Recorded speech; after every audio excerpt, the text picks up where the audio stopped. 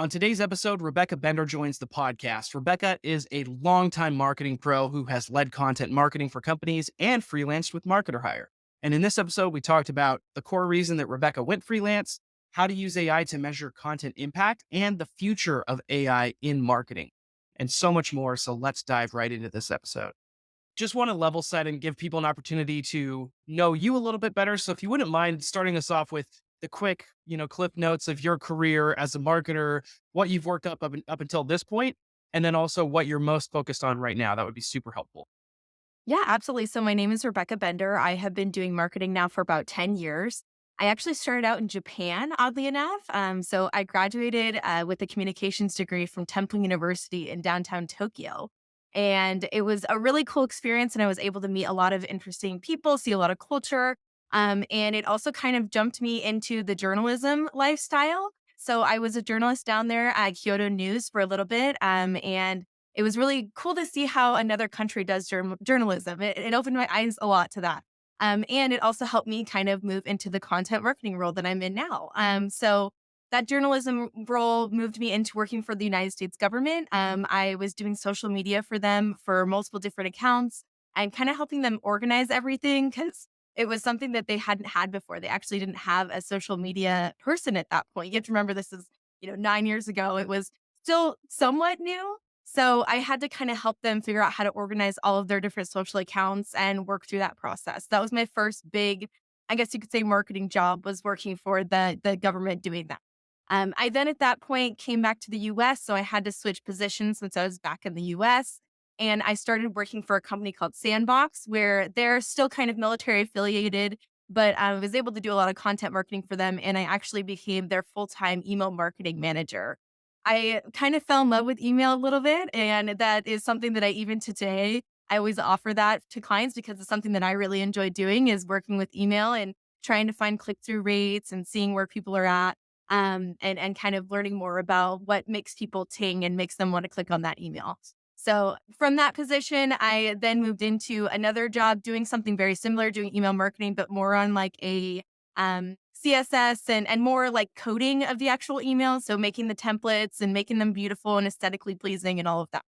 Um, I was also still doing on the side writing articles and writing about things I was passionate about. I was published in Japan Times, different places that I was able to get my work out. So that was really cool to be able to continue that while I was also doing my full time on email marketing. And then I continued kind of on that path and I got a position at another company doing different things. So I started out doing email marketing. I moved into growth management. So I was actually reaching out to influencers and working kind of on the social media side, writing content for their blog, which really kind of went back to the journalism side, which I enjoy so much. So it was a big I guess you could say, a moment for me where everything came together. I was finally doing all the things that I had learned throughout my 10 years of marketing in one job.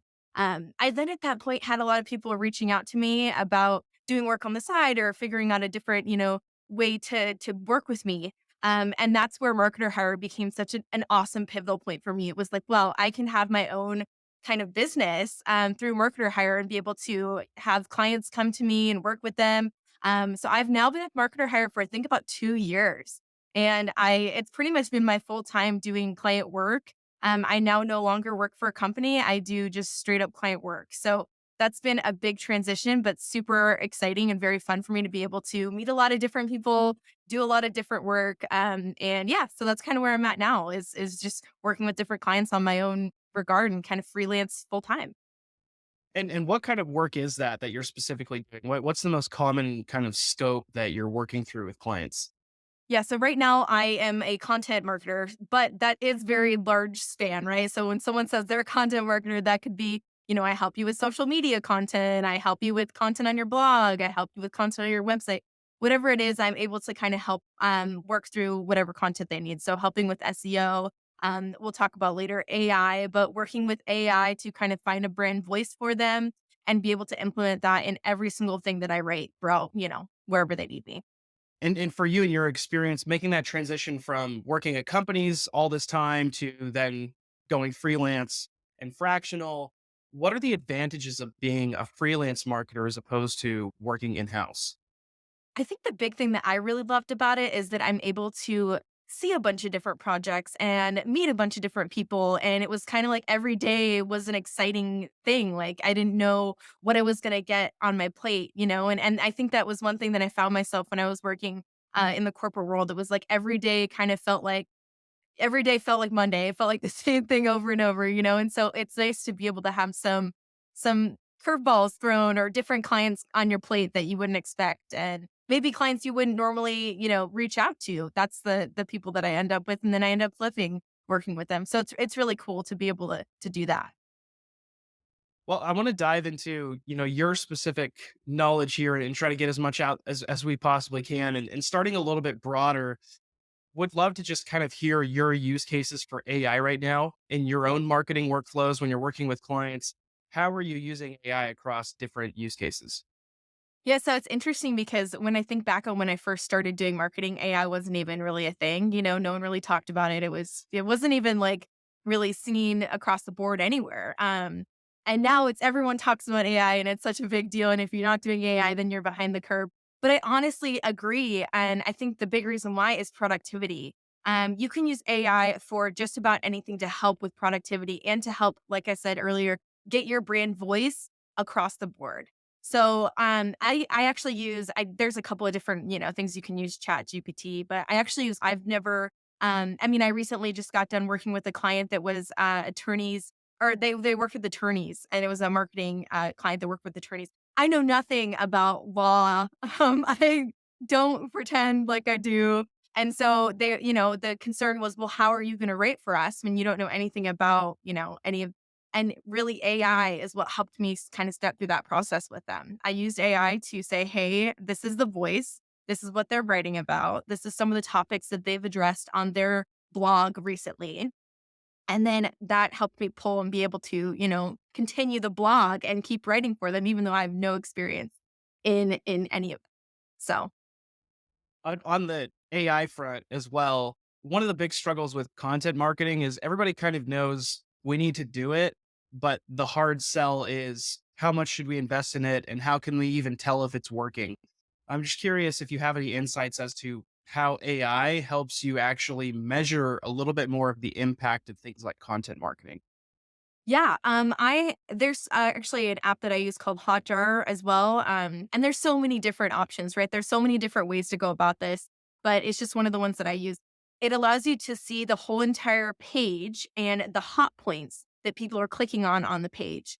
And that is some eye-opening information for a lot of people because they may think, oh, they're going to immediately click on the CTA or the call to action button that's at the top of the screen. Well, that doesn't always happen, and it's really cool to see where people are actually looking and clicking in real time, with AI that you can use on your, whatever platform you're using. You can just automate that and put it into there, and you can actually see where people are looking and clicking, which can change the game because you can say, "Hey, they're not clicking here. They're actually clicking at the bottom of the screen. Let's put our most important offer at the bottom of the screen rather than the top." And that can really change the analytics for you and change, how much money you're bringing in if you're able to get people's eyes on something you really want. So, Can you think of any examples that come to mind of content that you've helped create in the recent past with clients that for whatever reason you were just particularly proud of or performed really well? yeah, absolutely. So I am a military spouse, so I had created content for the Sandbox blog, and it was relating back to different moves and being in the military, kind of being a military spouse and how to get through those moves. I also did a video series on it, and it was more so. I mean, it did well. The blog performed well, but it was also very cool to see the reactions and the comments from people saying, "Someone's actually speaking for me. Wow, I completely relate to this. This is so cool." So on a personal level, that was really great for me to kind of be able to address my own personal experience and put it on a client's a blog. So that was really fun for me. Going back to the AI front, I think one concern is that AI may not be all the way there yet in terms of emotional storytelling, being deeply creative like a human might be if they put a ton of thought into a campaign. Yeah. How do you mitigate that? How do you think through how to balance scaling things easier with technology, but doing unscalable things with the human touch? Yeah, and Blake, it's not quite there yet. And that's where the content marketer steps in because you can't just type in, "Hey, I want you to rate this," and it's gonna come out. Sometimes it comes out okay, but most of the time people can see, "Hey, that's not a human that wrote that." I think we're pretty good at that, being able to identify what's been written by a marketer or a person and what's been written by AI. And so it really does take a content marketer to jump in there, do that first step of getting the content maybe from the AI device, but then going in and finessing it and making it sound more like a human, making it sound more like your brand, making it more fun, adding in quips and jokes or whatever it is that's going to bring that audience member in. So it's not quite there yet. We're not quite there yet with AI to just 100% rely on it. And that's where the job of the marketer comes in. Along those lines, really similar question, but just want to get a little bit deeper here in terms of things that you do not trust AI to do for you yet, that you only do manually. Yeah. I've had people tell me, "Oh, you can just type into AI the content that you want for a whole entire month and it'll give you a month worth of social media content." Not quite. So, you can get ideas from it and it'll definitely spit out a month worth of ideas for you, but sometimes those ideas are repetitive, sometimes those ideas are absolutely not to selling to what you're trying to sell. They're just ideas, they actually don't, bring in an audience. So, I don't 100% trust it with social media on that kind of a front, doing like a large amount of content all at once, saying I want a month's worth of content. I will say, you can do it in a way where you say, I want a month's worth of content. And then you take one of those days of that month. Maybe it's got an idea of like, write a funny story that is relatable to your audience. And you kind of dive deeper with it. And you have to rate maybe a little bit to kind of relate it back. But yeah, it's not 100% there that it's going to actually rate that content a whole month for you. And you're just going to be able to send it out and say, good to go. That's just not going to happen. Same thing with blogs. I've actually seen a lot of blogs where I'm like, this was 100% written by AI. And you can point it out because someone hasn't gone in there and finessed it and made it sound like a human. That brings us to kind of the point of SEO. One question that I have is what SEO even looks like in the future with AI, because the search results are already changing how they look. What do you think that marriage between AI and SEO looks like, and do you think SEO eventually is going to be completely different than it looks now, or even dead? Yeah, I think SEO is always going to be there because they're always going to need something to tag you with to have it come up on a search result. And so I think it's definitely still going to be there. I think it's the way that you do it. And I think a lot of the times AI will just throw keywords in there because you told it to throw keywords in there and it sounds totally out of place. And it's really about making it sound eloquent and correct in the context of that blog post while also having those search words, those keywords that are going to ping things up to the top of the search. So it's working with AI and also knowing kind of on your own what those keywords are and if they're relevant to the blog post or if it's going to make any sense to write a blog about that certain thing, even though it's the most popular keyword. I want to talk a little bit more about your freelance experience, because there are a lot of people listening in that may be considering that. When you first got started, I think you'd mentioned how you were already just getting requests and some inbound to push you to do side projects and things like that. But when you really went full time, how did you decide what types of work you would do, what your processes were going to be? Like, how did you refine all of that so that it could be a well-oiled machine? Yeah, I'm gonna be honest, at first, Blake, it was just like, it was like an open faucet. I was like, "Give me as many as I can," because I was so excited about and also terrified that I wasn't gonna be able to stipend the full-time job that I had just left to move over to freelance, and so I really was taking everyone I could at first.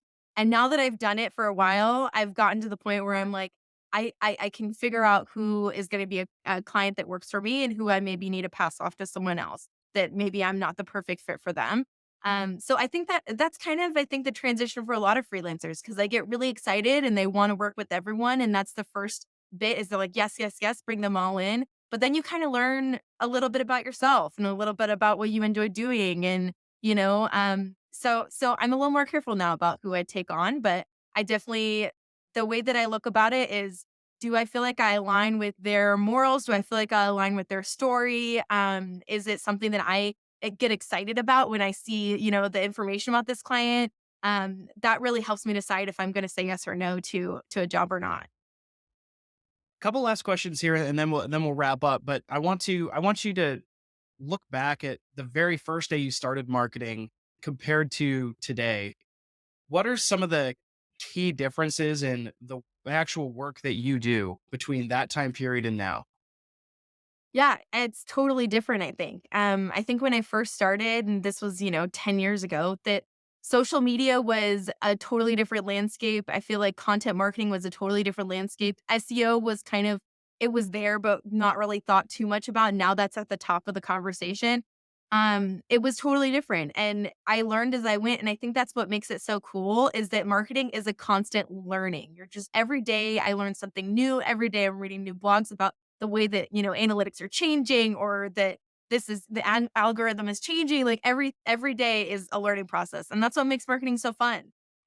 Is to be able to do that and to constantly be on your toes about things and get to learn more about it. Last question. As you're looking forward next 5 years or so, we talked AI, content marketing, a bunch of different things. What's a bold prediction that you might have about the future of what marketing looks like maybe 5 years from now? I think it's only gonna get more involved with AI. I don't think that's gonna go away, but I think it's gonna become more integrative. I think it's gonna be less of a manual process of typing in, "I want this," and more of the AI is just gonna do it for you, which is kind of a scary thing to think about, like robots are taking over. But humans are always gonna have to be there, like I said before, to kind of have that human touch, to have people trust. I don't think people quite trust the process without a human in it yet, which I hope continues that way, because I think we all should have humans involved in that kind of a thing and talking for us, because then we'll lose the communication and the language that we've all enjoyed and worked so hard to get to where we're at. So yeah, I think it's definitely just going to keep evolving and keep getting more integrative. I agree. Well, I appreciate your time here. Want to give you a chance as we wrap up to just let people know where they can find you online and what you're working on right now. Yeah, absolutely. So, you can find me online. I do actually have an LLC. So if you go to rabmarketing.info, you can find me there. You can also find me on LinkedIn, Rebecca Bender. And I am still taking on clients and working with different clients. So if you need any marketing, content marketing needs, I am here for you to help out. And obviously through Marketer Hire, I am on their platform as well.